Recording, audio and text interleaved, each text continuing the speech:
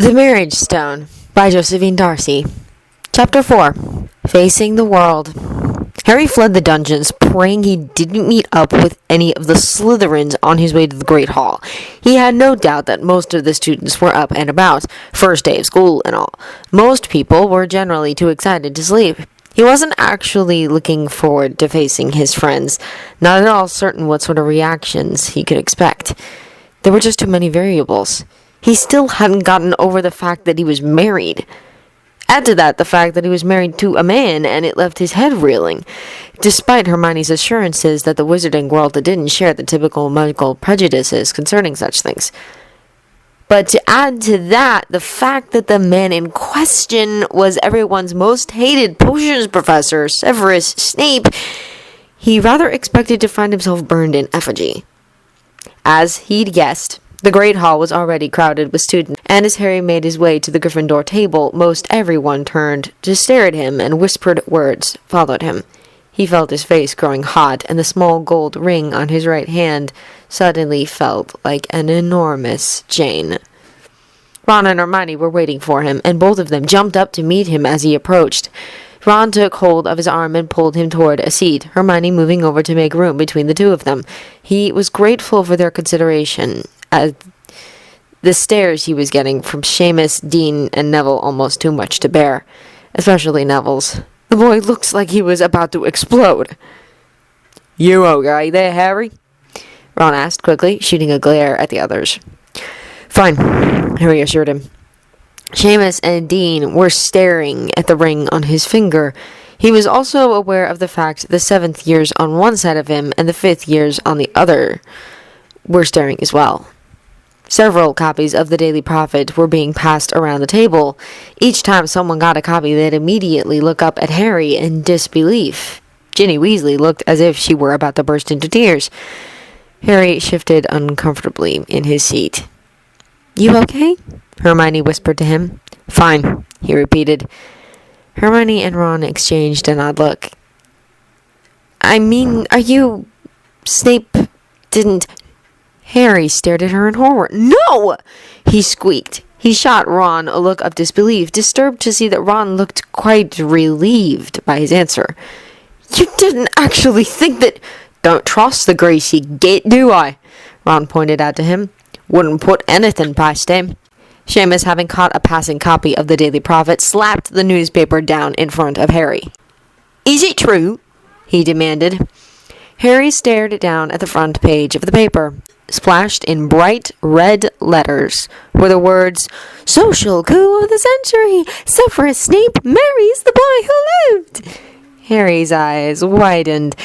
It wasn't precisely the article he'd been expecting, figuring it would insinuate all sorts of nasty things about his private life and his sudden liaison with the current professor. But once again, Wizarding Society surprised him. The article was focused on the fact that Severus Snape seemed to have pulled off some sort of spectacular social triumph. It mentioned the fact that his family name had been tarnished by rumors of past association with dark wizards on the part of both Severus Snape and his father, Octavius Snape.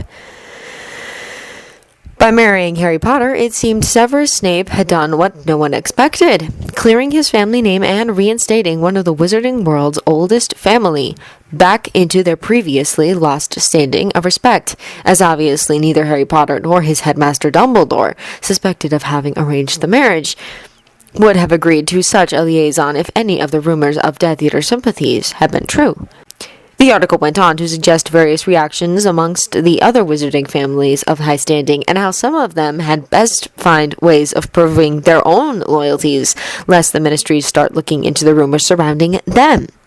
It ended with quotes from several ministry candidates whom Harry had never met, explaining their own involvement in arranging the happy nuptials. There wasn't a single mention of either their genders or their age differences. Harry glanced over at Hermione in bewildered disbelief. "Told you," she shrugged. "It's true, then," Seamus repeated. Harry nodded, and as he handed back the paper, the ring on his hand glinted in the morning sunlight. Neville gasped in shock. "Harry!" He shook his head. "Why didn't you tell us?" "Tell you what?" "That you were arranging a marriage with Snape," Seamus exclaimed. It wasn't because what I said about all his money yesterday, was it? Please tell me that wasn't it. Of course not! Harry nearly choked on the thought. But Snape, Harry? Neville cried. Professor Snape? How can you stand it? Harry didn't really know how to answer that. Merlin, Harry, Dean shuddered. I can understand arranging a marriage of good quality, but you're the last person who needed to do something like this. And to pick someone like Snape. Once again, Harry was left with the idea that there was something about wizarding society he just wasn't understanding. He turned toward Hermione for an explanation. She looked rather thoughtful. Not unusual for the older families to arrange marriages for their children, she explained. It's usually done to increase one's wealth or social standing. As you can see, this was a brilliant move on the part of Snape, but you didn't need to increase your social standing. People don't get more famous than you. So everyone is going to assume I married him for his money? Harry asked in disbelief. She nodded her head. I'm afraid so. You obviously didn't marry him for love. Or lust, she added as an afterthought. Or even affection. Or even vague apathy. Neville gasped at the idea. Oh, Merlin, poor Harry, married to that horrible, horrible monster. Neville, Harry hissed. Knock it off. Seamus slapped Neville lightly on the back. Yeah, Neville, that is Harry's mate you're insulting now. Neville's face twisted up in misery, and he stared across the table at Harry in horror. I didn't mean that, Harry said quickly. I just meant... Oh, Merlin. He looked over at Ron. Didn't you tell them anything? Ron just shrugged sheepishly. Wasn't exactly sure what I was supposed to say. Harry sighed. He supposed it wouldn't help anyone to go into too much detail about Fudge's twisted plan, but he didn't want the rest of Gryffindor believing he had married Snape for his money. Or that Snape had somehow trapped him just to get a name for himself. It was for my safety, he told them all. Because of Voldemort. The spoken name got winces and shudders of horror. Because of you-know-who, he corrected. Because Snape can help protect me. Seamus leaned closer toward them. Harry, are you sure you can trust him? I mean, there must have been someone better than Snape. Chances are he is a Death Eater himself. He's good buddies with Lucius Malfoy, you know, and despite what the Ministry says, that man is just twisted. Harry frowned. That really was too much. He might not like the man, but he did trust him. And admire his courage. Snape had risked his life more times than anyone spying on Voldemort just to keep all of them safe, and this was the thanks he got. He could almost understand why the man took such great delight in tormenting him about his celebrity status. Yes, I'm sure, Harry insisted. None of you may know this, but he saved my life repeatedly over the last 5 years. Snape! Neville and Dean asked in unison. But Harry, he hates you! Harry didn't really have an answer to that. They were right, Snape did hate him. Well, lots of people hate me, he pointed out. That doesn't exactly automatically make them evil. Yes, it does, Seamus insisted. Well, not Snape, Harry insisted. Dumbledore trusts him. They seemed to take that at face value, but the looks of sympathy didn't fade away. Merlin, Harry, Dean shuddered. I can't imagine how you can stand it, living with that git! So much for breaking curfew anymore, Seamus pointed out. He'll catch you for certain now. It will be like one permanent detention, Neville exclaimed. That's enough, Hermione told them all. This is still Harry's life you're talking about. How would you feel? Horrible, they said in unison. That's the point. Harry just sighed. This was going to be a long year. The questions didn't end after that. The other Gryffindors wanted answers of their own, and even a few Ravenclaws and Hufflepuffs joined them to find out what was going on. Only the Slytherins kept their distance, though the glares they were throwing across the room were chilling. But while Harry was suffocating under the endless questions and whispers, it was nothing to the reception Snape received when he entered the hall. Dead silence followed him. Every eye in the place turned toward him as if looking for something different about him, something they'd missed that might have made the boy who lived willing to marry him. He sat down at the head table, nodded to the other teachers, and then turned his most withering gaze on the entire student body. It had its usual effect, everyone looking swiftly away and going right back to their speculating whispers. Nervously, Harry glanced toward Snape, noticing that the man was in the process of reading the article on the front page of the Daily Prophet.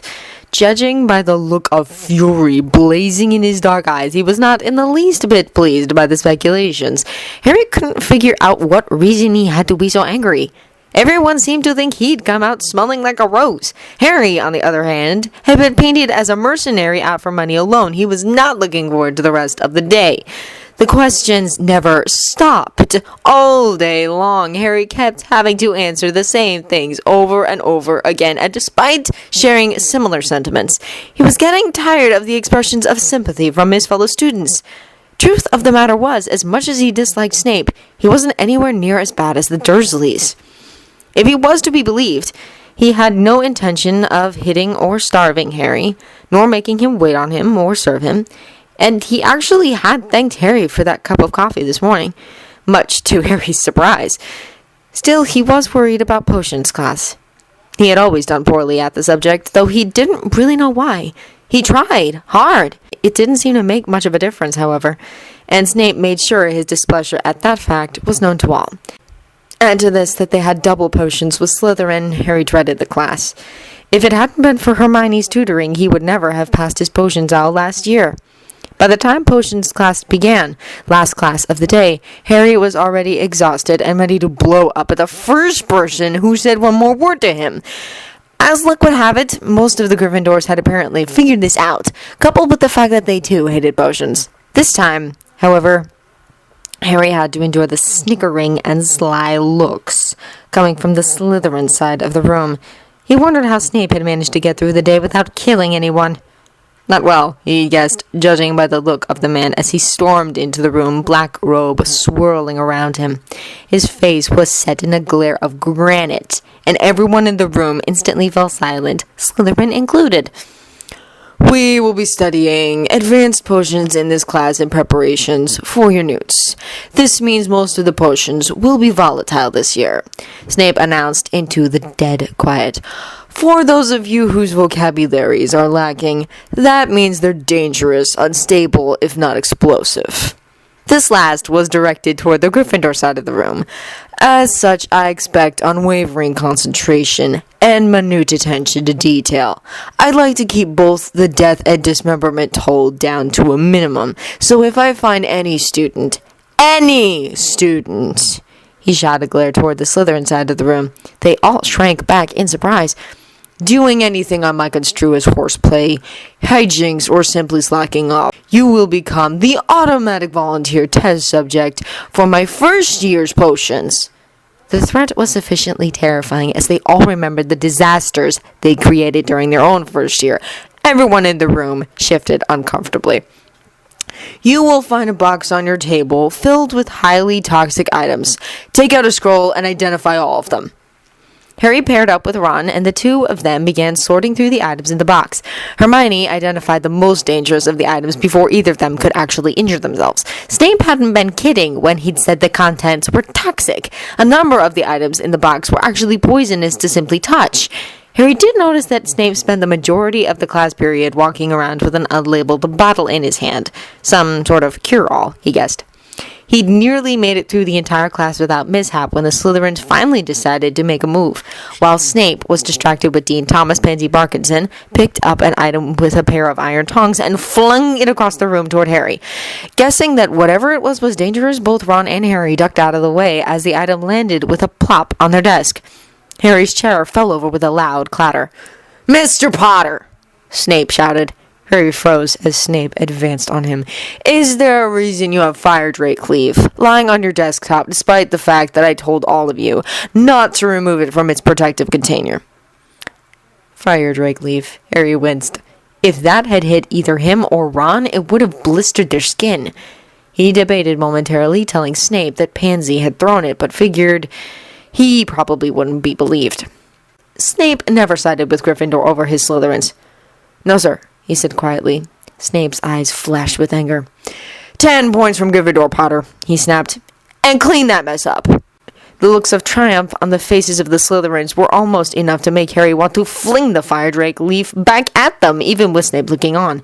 But the last thing he wanted to do was lose more points for Gryffindor. It was the first day of classes, and he'd already lost the points. Ron threw the retreating Snape a look of utter disbelief and contempt as he helped Harry clean the fire drake up from the table. "So much for family loyalty," Ron muttered under his breath. "Did you expect anything else?"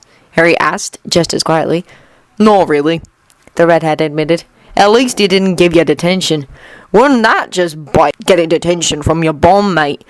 As if you don't already have to spend enough time with him as it is."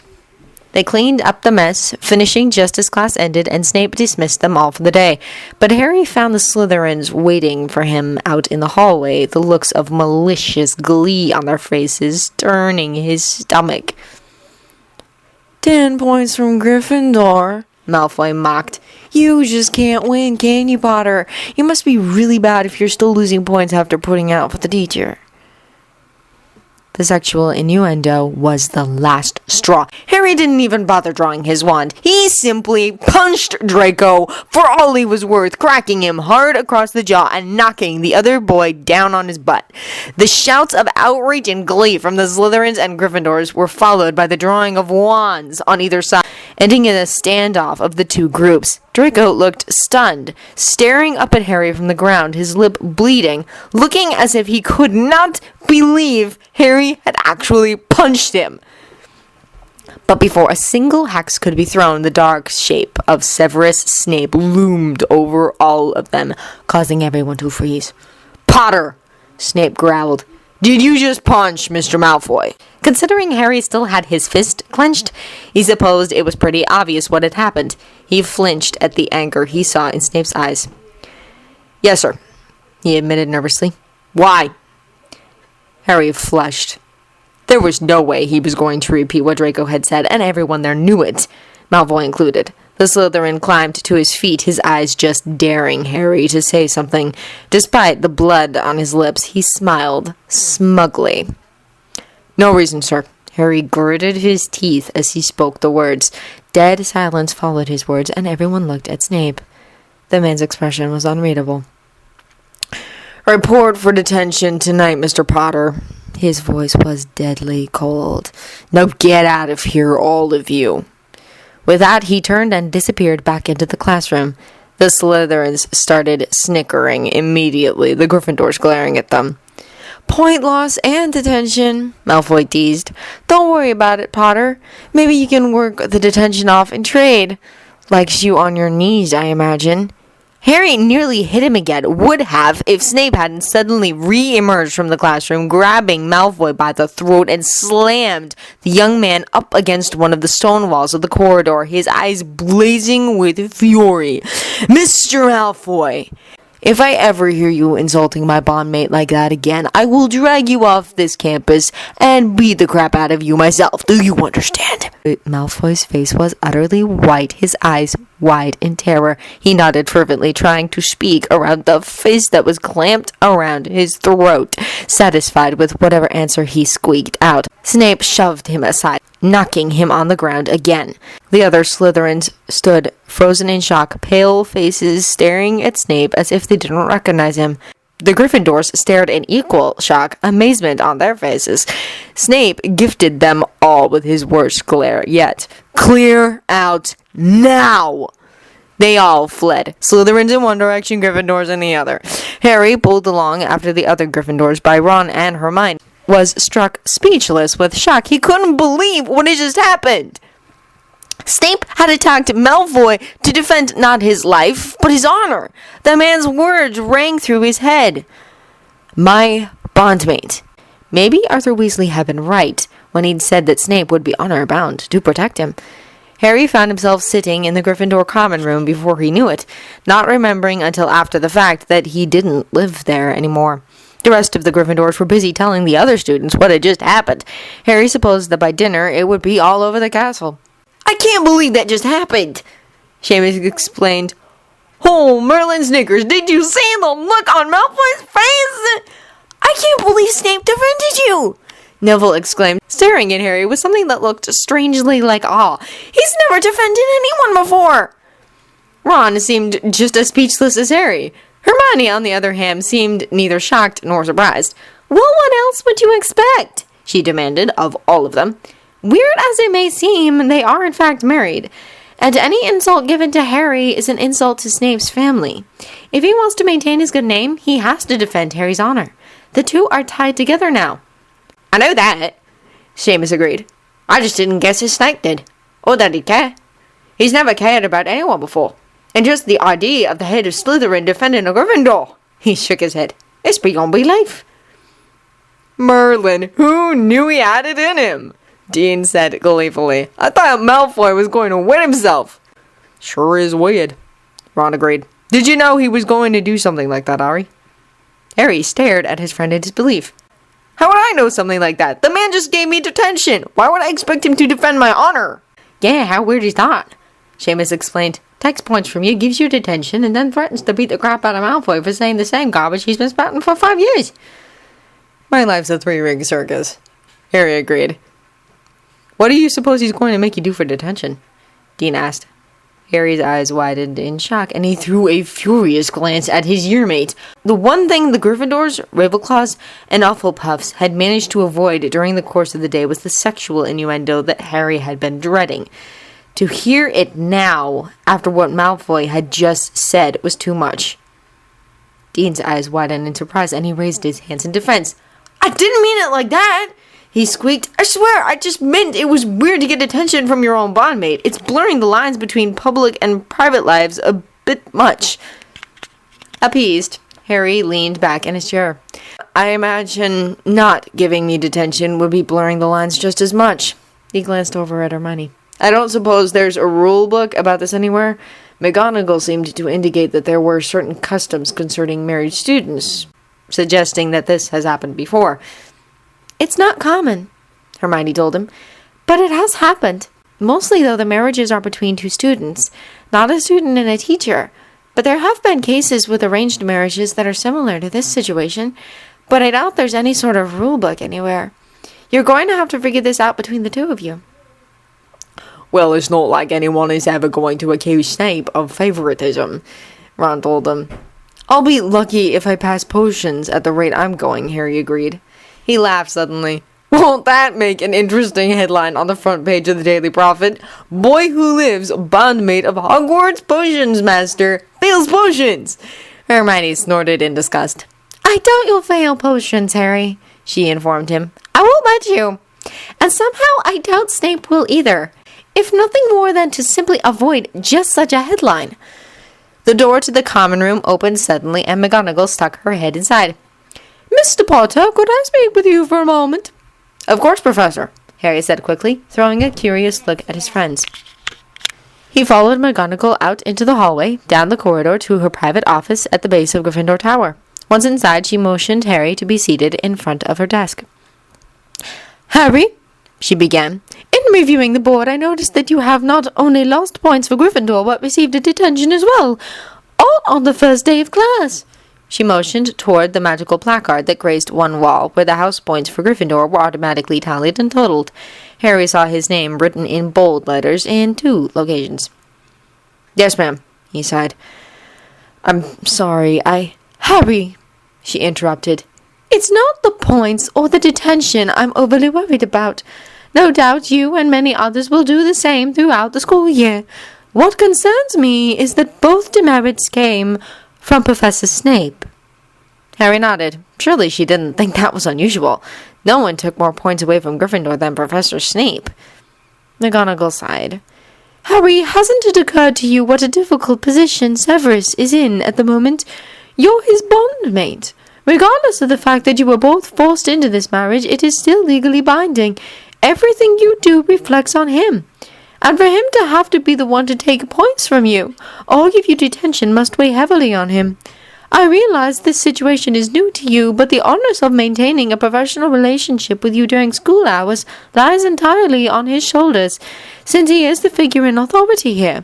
But that does not mean that you do not have an equal responsibility of helping him maintain both propriety and decorum. He cannot risk being accused of bias or nepotism, something I have no doubt he will manage with his usual finesse. But it is exceedingly unfair of you to push him in the opposite extreme as well." Harry felt himself flush at her words. He hadn't actually thought of how odd it must be for Snape to have to maintain his relationship as his teacher. It was probably weirder for him to be married to a 16-year-old student than it was for him to be married to a 36-year-old teacher. "I'm sorry, Professor," he apologized. "It's just that there are some situations that are out of my control." Not much he could do if the Slytherins were bound and determined to get him in trouble. They had years of practice setting him up, and Snape knew it. "I realize that certain other students make some situations awkward," McGonagall agreed tensely. "I'm just suggesting you do your utmost to give Severus no reason at all to question your behavior, for both your sakes." "Yes, ma'am." Harry nodded in agreement. "And in the interest of making certain there is no hint of impropriety, any detention you receive from Professor Snape will be served with me." There was a faint twinge of pink in the older woman's cheeks, and Harry suspected she'd heard about what Draco had said. He wondered how the story had gotten around so quickly. "Was that your idea?" he asked curiously, but McGonagall shook her head. "No, I spoke with Severus just a few minutes ago. It was his idea. Seems he was concerned about some nasty rumor he'd overheard." Harry just blushed, not certain at all what to make of the situation.